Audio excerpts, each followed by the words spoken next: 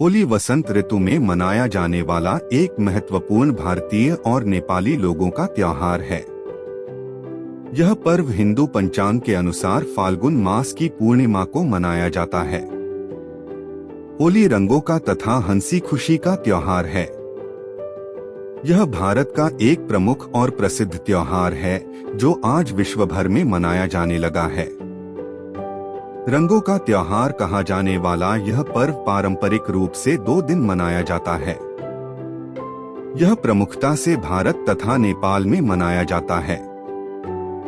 यह त्योहार कई अन्य देशों जिनमें अल्पसंख्यक हिंदू लोग रहते हैं वहां भी धूमधाम के साथ मनाया जाता है। पहले दिन को होलिका जलाई जाती है जिसे होलिका दहन भी कहते हैं। दूसरे दिन, जिसे प्रमुखतः धुलेंडी व धुरड्डी, धुरखेल या धूलिवंदन इसके अन्य नाम हैं, लोग एक दूसरे पर रंग, अबीर, गुलाल इत्यादि फेंकते हैं। ढोल बजाकर होली के गीत गाए जाते हैं और घर घर जाकर लोगों को रंग लगाया जाता है। ऐसा माना जाता है कि होली के दिन लोग पुरानी कटुता को भूलकर गले मिलते हैं और फिर से दोस्त बन जाते हैं। एक दूसरे को रंगने और गाने जाने का दौर दोपहर तक चलता है। इसके बाद स्नान करके विश्राम करने के बाद नए कपड़े पहनकर शाम को लोग एक दूसरे के घर मिलने जाते हैं, गले मिलते हैं और मिठाइयाँ खिलाते हैं। रागरंग का यह लोकप्रिय पर्व वसंत का संदेशवाहक भी है। राग अर्थात संगीत और रंग तो इसके प्रमुख अंग हैं ही, पर इनको उत्कर्ष तक पहुंचाने वाली प्रकृति भी इस समय रंग बिरंगे यौवन के साथ अपनी चरम अवस्था पर होती है। फाल्गुन माह में मनाए जाने के कारण इसे फाल्गुनी भी कहते हैं। होली का त्योहार वसंत पंचमी से ही आरंभ हो जाता है। उसी दिन पहली बार गुलाल उड़ाया जाता है। इस दिन से फाग और धमार का गाना प्रारंभ हो जाता है। खेतों में सरसों खिल उठती है। बाग बगीचों में फूलों की आकर्षक छटा छा जाती है। पेड़ पौधे, पशु पक्षी और मनुष्य सब उल्लास से परिपूर्ण हो जाते हैं। खेतों में गेहूं की बालियां इठलाने लगती हैं। बच्चे बूढ़े सभी व्यक्ति सब कुछ संकोच और रूढ़ियां भूलकर ढोलक झांझ मंजीरों की धुन के साथ नृत्य, संगीत व रंगों में डूब जाते हैं। चारों तरफ रंगों की फुहार फूट पड़ती है। गुजिया होली का प्रमुख पकवान है जो कि मावा, खोया और मैदा से बनती है और मेवाओं से युक्त होती है। इस दिन कांजी के बड़े खाने व खिलाने का भी रिवाज है। नए कपड़े पहनकर होली की शाम को लोग एक दूसरे के घर होली मिलने जाते हैं, जहां उनका स्वागत गुजिया, नमकीन व ठंडाई से किया जाता है। होली के दिन आम्र, मंजरी तथा चंदन को मिलाकर खाने का बड़ा महात्म्य है। इतिहास। होली भारत का अत्यंत प्राचीन पर्व है जो होली, होलिका या होलाका नाम से मनाया जाता था। वसंत की ऋतु में हर्षोल्लास के साथ मनाए जाने के कारण इसे वसंतोत्सव और काम महोत्सव भी कहा गया है। राधा श्याम, गोप और गोपियों की होली। इतिहासकारों का मानना है कि आर्यों में भी इस पर्व का प्रचलन था, लेकिन अधिकतर यह पूर्वी भारत में ही मनाया जाता था। इस पर्व का वर्णन अनेक पुरातन धार्मिक पुस्तकों में मिलता है। इनमें प्रमुख हैं जैमिनी के पूर्व मीमांसा सूत्र और कथा गार्ह्य सूत्र, नारद पुराण और भविष्य पुराण जैसे पुराणों की प्राचीन हस्तलिपियों और ग्रंथों में भी इस पर्व का उल्लेख मिलता है। विंध्य क्षेत्र के रामगढ़ स्थान पर स्थित ईसा से 300 वर्ष पुराने एक अभिलेख में भी इसका उल्लेख किया गया है। संस्कृत साहित्य में वसंत ऋतु और वसंतोत्सव अनेक कवियों के प्रिय विषय रहे हैं। सुप्रसिद्ध मुस्लिम पर्यटक अल-बरूनी ने भी अपने ऐतिहासिक यात्रा संस्मरण में होलिकोत्सव का वर्णन किया है। भारत के अनेक मुस्लिम कवियों ने अपनी रचनाओं में इस बात का उल्लेख किया है कि होलिकोत्सव केवल हिंदू ही नहीं, मुसलमान भी मनाते हैं। सबसे प्रामाणिक इतिहास की तस्वीरें हैं मुगल काल की और इस काल में होली के किस्से उत्सुकता जगाने वाले हैं। अकबर का जोधाबाई के साथ तथा जहांगीर का नूरजहां के साथ होली खेलने का वर्णन मिलता है। अलवर संग्रहालय के एक चित्र में जहांगीर को होली खेलते हुए दिखाया गया है।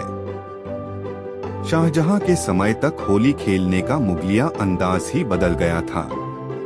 इतिहास में वर्णन है कि शाहजहां के ज़माने में होली को ईद-ए गुलाबी या आबे-पाशी रंगों की बौछार कहा जाता था। अंतिम मुगल बादशाह बहादुर शाह जफर के बारे में प्रसिद्ध है कि होली पर उनके मंत्री उन्हें रंग लगाने जाया करते थे। मध्ययुगीन हिंदी साहित्य में दर्शित कृष्ण की लीलाओं में भी होली का विस्तृत वर्णन मिलता है।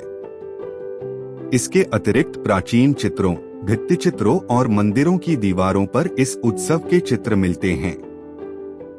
विजयनगर की राजधानी हम्पी के 16वीं शताब्दी के एक चित्रफलक पर होली का आनंददायक चित्र उकेरा गया है। इस चित्र में राजकुमारों और राजकुमारियों को दासियों सहित रंग और पिचकारी के साथ राज दंपत्ति को होली के रंग में रंगते हुए दिखाया गया है। 16वीं शताब्दी की अहमदनगर की एक चित्र आकृति का विषय वसंत रागिनी ही है। इस चित्र में राज परिवार के एक दंपत्ति को बगीचे में झूला झूलते हुए दिखाया गया है। साथ में अनेक सेविकाएं नृत्य गीत व रंग खेलने में व्यस्त हैं। वे एक दूसरे पर पिचकारियों से रंग डाल रहे हैं। मध्यकालीन भारतीय मंदिरों के भित्ति चित्रों और आकृतियों में होली के सजीव चित्र देखे जा सकते हैं। उदाहरण के लिए इसमें 17वीं शताब्दी की मेवाड़ की एक कलाकृति में महाराणा को अपने दरबारियों के साथ चित्रित किया गया है। शासक कुछ लोगों को उपहार दे रहे हैं, नृत्यांगना नृत्य कर रही हैं और इस सब के मध्य रंग का एक कुंड रखा हुआ है। बूंदी से प्राप्त एक लघुचित्र में राजा को हाथी दांत के सिंहासन पर बैठा दिखाया गया है, जिसके गालों पर महिलाएं गुलाल मल रही हैं। कहानियां। मुख्य लेख होली की कहानियां। भगवान नृसिंह द्वारा हिरण्यकशिपु का वध। होली के पर्व से अनेक कहानियां जुड़ी हुई हैं। इनमें से सबसे प्रसिद्ध कहानी है प्रहलाद की। माना जाता है कि प्राचीन काल में हिरण्यकशिपु नाम का एक अत्यंत बलशाली असुर था। अपने बल के अहंकार में वह स्वयं को ही ईश्वर मानने लगा था। उसने अपने राज्य में ईश्वर का नाम लेने पर ही पाबंदी लगा दी थी। हिरण्यकशिपु का पुत्र प्रहलाद ईश्वर भक्त था। प्रहलाद की ईश्वर भक्ति से क्रुद्ध होकर हिरण्यकशिपु ने उसे अनेक कठोर दंड दिए, परंतु उसने ईश्वर की भक्ति का मार्ग न छोड़ा। हिरण्यकशिपु की बहन होलिका को वरदान प्राप्त था कि वह आग में भस्म नहीं हो सकती। हिरण्यकशिपु ने आदेश दिया कि होलिका प्रहलाद को गोद में लेकर आग में बैठे। आग में बैठने पर होलिका तो जल गई, पर प्रहलाद बच गया। ईश्वर भक्त प्रहलाद की याद में इस दिन होली जलाई जाती है। प्रतीक रूप से यह भी माना जाता है कि प्रहलाद का अर्थ आनंद होता है। वैर और उत्पीड़न की प्रतीक होलिका, जलाने की लकड़ी, जलती है, और प्रेम तथा उल्लास का प्रतीक प्रहलाद, आनंद, अक्षुण्ण रहता है। होलिका दहन की मुख्य कथा। होली से संबंधित मुख्य कथा के अनुसार एक नगर में हिरण्यकश्यप नाम का दानव राजा रहता था। वह सभी को अपनी पूजा करने को कहता था, लेकिन उसका पुत्र प्रहलाद भगवान विष्णु का उपासक भक्त था। हिरण्यकश्यप ने भक्त प्रहलाद को बुलाकर राम का नाम न जपने को कहा तो प्रहलाद ने स्पष्ट रूप से कहा, पिताजी, परमात्मा ही समर्थ है। प्रत्येक कष्ट से परमात्मा ही बचा सकता है, मानव समर्थ नहीं है। यदि कोई भक्त साधना करके कुछ शक्ति परमात्मा से प्राप्त कर लेता है तो वह सामान्य व्यक्तियों में तो उत्तम हो जाता है, परंतु परमात्मा से उत्तम नहीं हो सकता। यह बात सुनकर अहंकारी हिरण्यकश्यप क्रोध से लाल पीला हो गया और नौकरों सिपाहियों से बोला कि इसको ले जाओ मेरी आंखों के सामने से और जंगल में सर्पों में डाल आओ। सर्प के डसने से यह मर जाएगा। ऐसा ही किया गया, परंतु प्रहलाद मरा नहीं, क्योंकि सर्पों ने डसा नहीं। प्रहलाद की कथा के अतिरिक्त यह पर्व राक्षसी ढूंढी, राधा कृष्ण के रास और कामदेव के पुनर्जन्म से भी जुड़ा हुआ है। कुछ लोगों का मानना है कि होली में रंग लगाकर, नाच गाकर लोग शिव के गणों का वेश धारण करते हैं तथा शिव की बारात का दृश्य बनाते हैं। कुछ लोगों का यह भी मानना है कि भगवान श्री कृष्ण ने इस दिन पूतना नामक राक्षसी का वध किया था। इसी खुशी में गोपियों और ग्वालों ने रासलीला की और रंग खेला था। परंपराएं। होली के पर्व की तरह इसकी परंपराएं भी अत्यंत प्राचीन हैं और इसका स्वरूप और उद्देश्य समय के साथ बदलता रहा है। प्राचीन काल में यह विवाहित महिलाओं द्वारा परिवार की सुख समृद्धि के लिए मनाया जाता था और पूर्ण चंद्र की पूजा करने की परंपरा थी। वैदिक काल में इस पर्व को नवात्रैष्टि यज्ञ कहा जाता था। उस समय खेत के अधपके अन्न को यज्ञ में दान करके प्रसाद लेने का विधान समाज में व्याप्त था। अन्न को होला कहते हैं, इसी से इसका नाम होलिकोत्सव पड़ा। भारतीय ज्योतिष के अनुसार चैत्र शुद्धि प्रतिपदा के दिन से नववर्ष का भी आरंभ माना जाता है। इस उत्सव के बाद ही चैत्र महीने का आरंभ होता है। यह पर्व नवसंवत का आरंभ तथा वसंतागमन का प्रतीक भी है। इसी दिन प्रथम पुरुष मनु का जन्म हुआ था, इस कारण इसे मनवादी तिथि कहते हैं। एक अन्य कथा के अनुसार त्रेतायुग की शुरुआत में भगवान विष्णु जी ने धूलि का वंदन किया था, इसलिए होली के इस त्योहार को धुलेंडी के नाम से भी मनाया जाता है। धुलेंडी होली के अगले दिन मनाया जाता है, जिसमें लोग एक दूसरे पर धूल और कीचड़ लगाते हैं और इसे धूल स्नान कहा जाता है। होलिका दहन। होली का पहला काम झंडा या डंडा गाड़ना होता है। इसे किसी सार्वजनिक स्थल या घर के अहाते में गाड़ा जाता है। इसके पास ही होलिका की अग्नि इकट्ठी की जाती है। होली से काफी दिन पहले से ही यह सब तैयारियां शुरू हो जाती हैं। पर्व का पहला दिन होलिका दहन का दिन कहलाता है।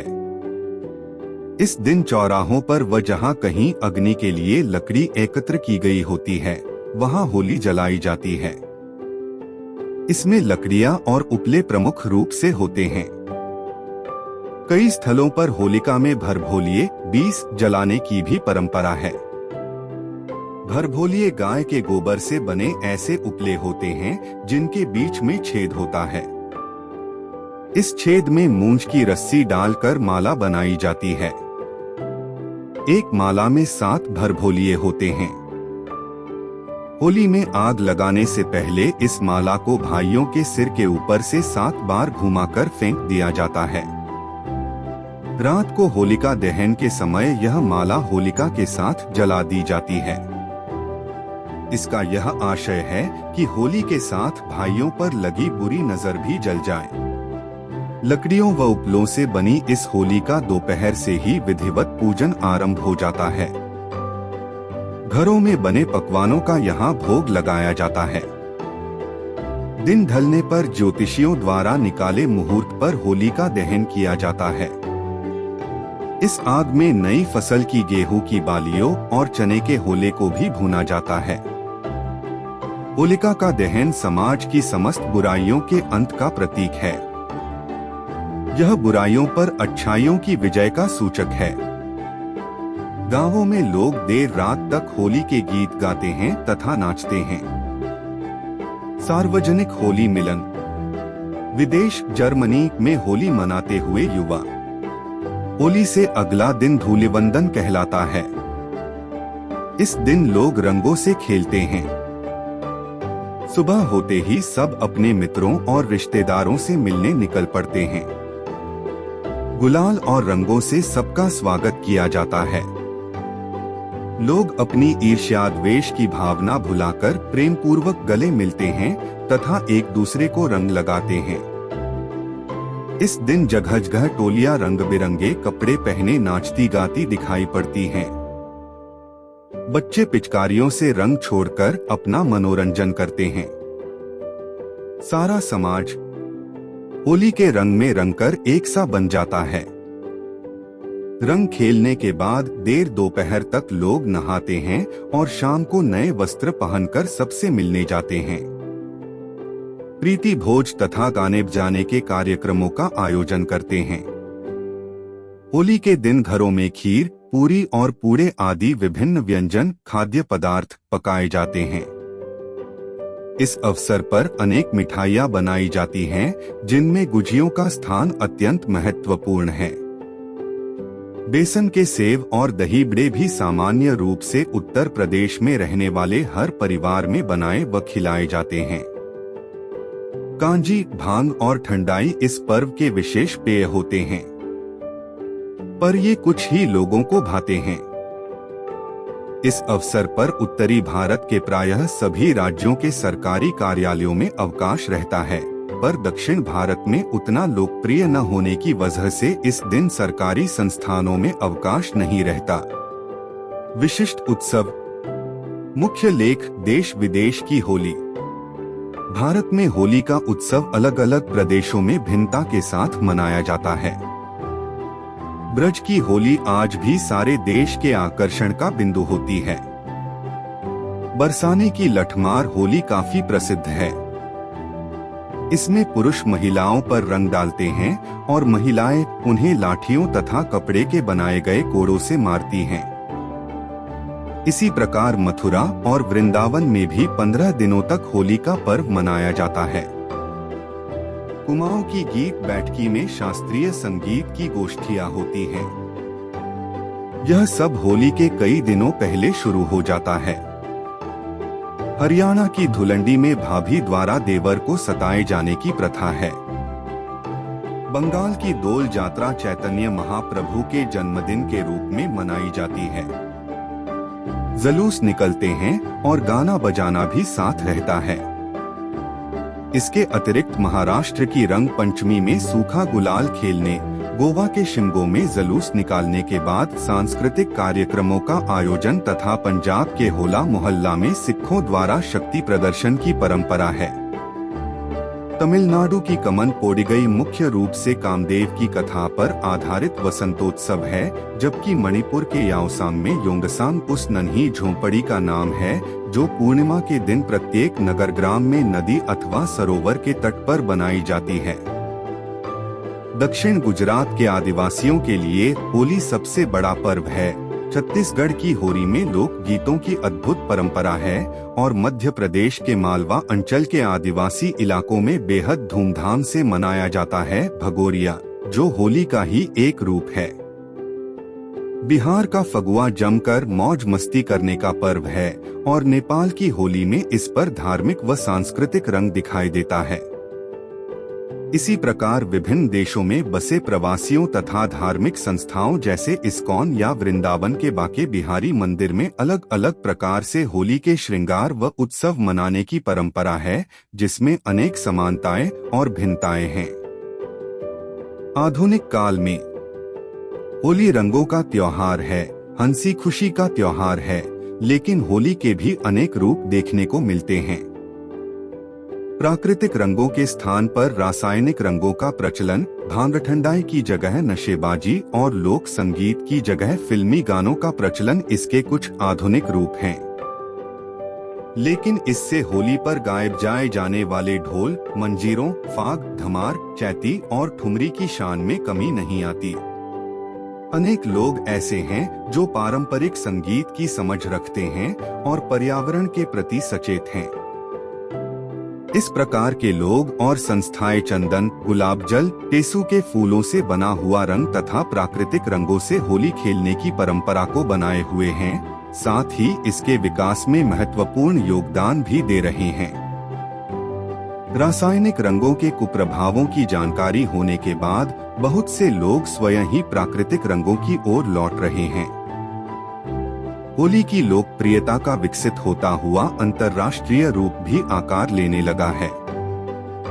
बाजार में इसकी उपयोगिता का अंदाज इस साल होली के अवसर पर एक अंतर्राष्ट्रीय प्रतिष्ठान केंजो आमूर द्वारा जारी किए गए नए इत्र होली है से लगाया जा सकता है।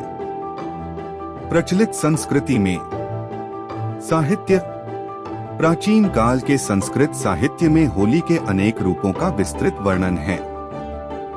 श्रीमद् भागवत महापुराण में रसों के समूह रास का वर्णन है। अन्य रचनाओं में रंग नामक उत्सव का वर्णन है, जिनमें हर्ष की प्रियदर्शिका व रत्नावली तथा कालिदास की कुमार संभवम तथा मालविकाग्निमित्रम शामिल हैं। कालिदास रचित ऋतुसंहार में पूरा एक सर्ग ही वसंतोत्सव को अर्पित है। भारवी, माघ और अन्य कई संस्कृत कवियों ने वसंत की खूब चर्चा की है। चंद बरदाई द्वारा रचित हिंदी के पहले महाकाव्य पृथ्वीराज रासों में होली का वर्णन है। भक्तिकाल और रीतिकाल के हिंदी साहित्य में होली और फाल्गुन माह का विशिष्ट महत्व रहा है। आदिकालीन कवि विद्यापति से लेकर भक्तिकालीन सूरदास, रहीम प्रसखान, पद्माकर, खग जायसी, मीराबाई, कबीर और रीतिकालीन बिहारी, केशव, घनानंद आदि अनेक कवियों को यह विषय प्रिय रहा है। महाकवि सूरदास ने वसंत एवं होली पर 78 पद लिखे हैं। पद्माकर ने भी होली विषयक प्रचुर रचनाएं की हैं। इस विषय के माध्यम से कवियों ने जहां एक ओर नितांत लौकिक नायक नायिका के बीच खेली गई अनुराग और प्रीति की होली का वर्णन किया है, वहीं राधा कृष्ण के बीच खेली गई प्रेम और छेड़छाड़ से भरी होली के माध्यम से सगुण साकार भक्तिमय प्रेम और निर्गुण निराकार भक्तिमय प्रेम का निष्पादन कर डाला है। सूफी संत हजरत निजामुद्दीन औलिया, अमीर खुसरो और बहादुर शाह जफर जैसे मुस्लिम संप्रदाय का पालन करने वाले कवियों ने भी होली पर सुंदर रचनाएं लिखी हैं, जो आज भी जन सामान्य में लोकप्रिय हैं।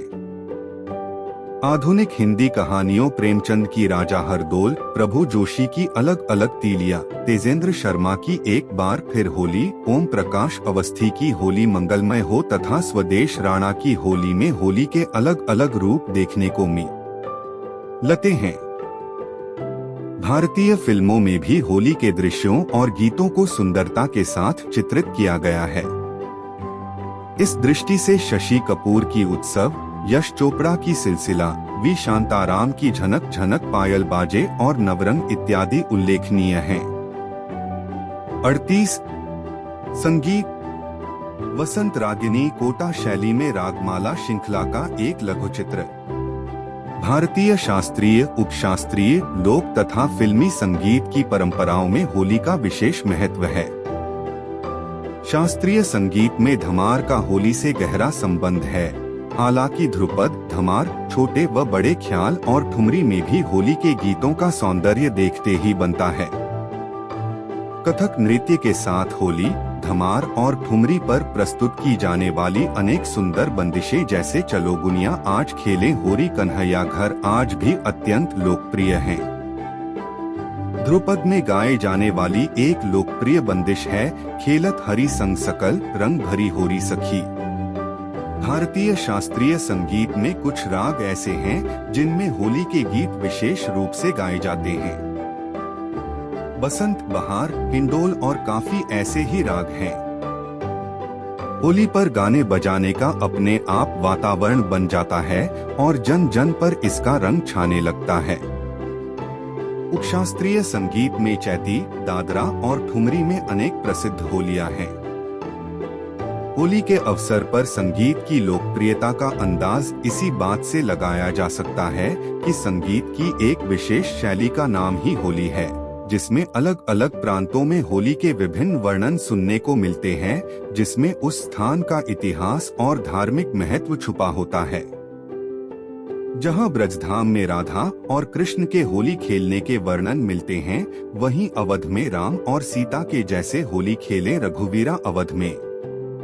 राजस्थान के अजमेर शहर में ख्वाजा मोइनुद्दीन चिश्ती की दरगाह पर गाई जाने वाली होली का विशेष रंग है।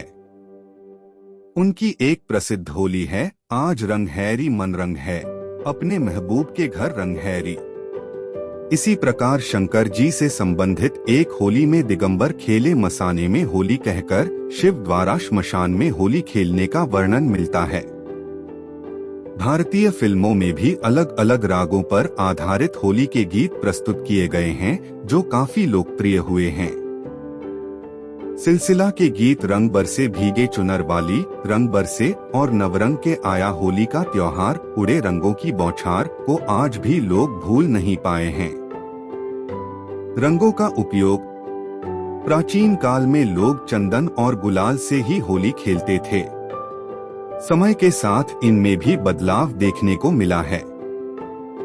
कई लोगों द्वारा प्राकृतिक रंगों का भी उपयोग किया जा रहा है, जिससे त्वचा या आँखों पर किसी भी प्रकार का कुप्रभाव न पड़े। टीवी 9 भारतवर्ष द्वारा घर पर होली के रंग बनाने एवं रासायनिक रंगों से दूर रहने की सलाह दी गई है।